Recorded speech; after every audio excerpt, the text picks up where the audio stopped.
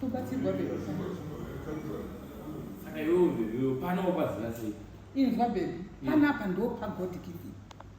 Panapa this is the smartest lodge so far in Zimbabwe. Smartest lodge. Uruzvinzwa baby. TV. Iwe teerera ndikutaurira. Lodge inei vanochinja magumbezi every day. Every visit they change blankets. Every minute they change. Zvese zvamashandisa. Saka inini I want smart things as you know. Ndoda zvinhu zviri smart.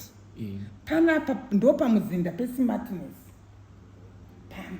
Saka iwe baby, mubvunzo wangu kune rumwe.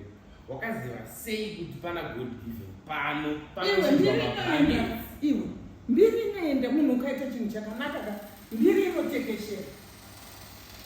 Ini nemafriends angu kai mafriends angu they are always telling me kuti shamwari ukanga uchida kurelaxa, if you want to do your business, if you want to do anything chaunoda kuita, go to God given lodge, you do it freely. Apasi pekungorara chete ka ndipe kungorelaxa mind chete ungonzwa kuti mind yangu yezvinezvi ndinoda kuti relax, you relax your mind pano.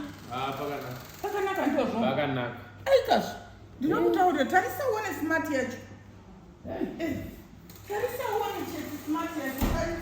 Tarisa uone pana pakanyanya uya uone pese kuno ismart yegenge you want to go wrong you want to go wrong. Yeah. Yes.